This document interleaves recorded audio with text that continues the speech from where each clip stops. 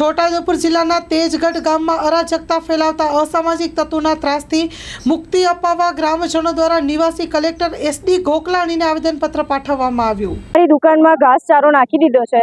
આ પૂનમભાઈ કરીને જે છે એમને બધા ભરવાડ તરીકે પૂનમભાઈ તરીકે ગામમાં ઓળખે છે।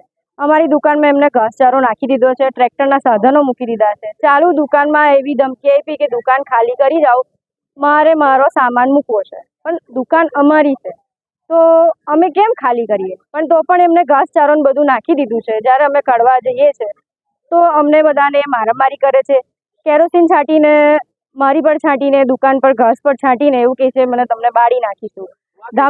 દાગ ધમકી આપીને બધાને એમ કે મારી જગ્યા છે, પણ જગ્યા તો અમારી છે, અમે વર્ષોથી કરતા આવ્યા છે, તો જગ્યા અમારી છે અને અમે ઓલરેડી 4 કેસ જીતી ગયા છે। તો એ કાયદાનો બી અમલ નથી કરતો, ઉપરવટ થઈને આ ઘાસ નાખીને અમને બધાને હેરાન કરે છે। આખા ગામને હેરાનગતિ થઈ રહી છે અને આખું ગામ અમારી જોડે આવ્યું છે। કલેક્ટર ઓફિસમાં અમે આવ્યા છે, નિવેદન આપવા અમે આવ્યા છે, આવેદન આપવા આવી ગયા છે। એકતા સોની મિલન, સુમનભાઈ વિઠ્ઠલભાઈ પંચોલી, જે લોકો 50 વર્ષથી દુકાન કરે છે તેજગઢમાં, અને એ લોકોને મુસ્લિમ સમાજ જોડે વેચાતી જમીન લીધેલી પોતપોતાની સનદો છે અને એ લોકોને શાંતિ ભાઈચારા આખા ગામમાં રહી। આજે ST SC દરેક જાતના માણસો એમને સાથ સહકાર આપવા આવ્યા, કેમ કે એ લોકો કોઈ જોડે કોઈ સંબંધો બગાડ્યા નથી। આ પૂનમભાઈ 2005માં જમીન લીધી છે, આ લોકોએ 74માં લીધી, 2074 1974, તો આજે 50 વર્ષ થયા। તો આ લોકોને કેવી રીતે ભાઈને જમીન મળી? ભાઈ વખત 2015માં આપણે 5માં લીધી જમીન, તો આ લોકોએ 50 વર્ષ પહેલી એ ભાઈએ જમીન લીધી ને ખબર નથી કે આ જમીન કોની છે, વેચાતી? એ ભાઈ કેટલા રૂપિયા આપ્યા આ જમીનના એ બી તપાસ કરો। આ પૂનમભાઈ ભરવાડ એ માથાભારા માણસ છે, ઉદયપુરમાં એની ઘણી બધી ફરિયાદો છે। ગામમાં અમને એટલા બધા વિખવાદ ઉભા કરે, અમારા ગામમાં દરેક જાતિ ભેગી રહી છે, કોઈ ઝઘડો નથી અમારા ગામમાં।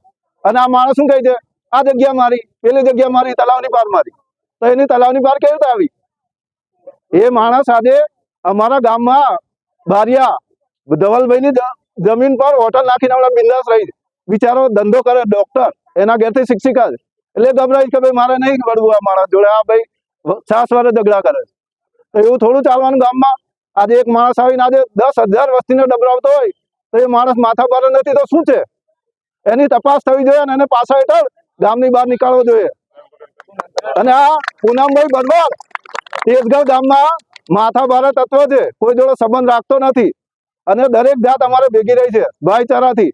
એ ભાઈચારો તોડવાની કોશિશ કરી રહ્યો છે, એને પાછા હેઠળ ધરપકડ થાય અને એને બધા કેસોની તપાસ થાય અને એની તેજગઢમાં પંચાયતમાં કેટલી અરજીઓ એની તપાસ થવી જોઈએ અને એને ગામની બહાર કાઢો। અને એક વસ્તુ છે, એને ગામમાં રહેવું હોય તો બધાથી ભાઈચારો રહે, પેલો ઘાસ ગયેલો છે એ કાઢે અને પેલા ધવલભાઈના કેબિન જે પચાઈ પાડી જમીન એનો નિકાલ થવો જોઈએ। અમારે નિકાલ અમે આંદોલન કરીને જાતે, જો પ્રશાસન અમને સાથ સહકાર નહીં આલે તો અમે ગામ લોકો ભેગા થઈને એને કેબિન માં તોડી નાખી દઈશું।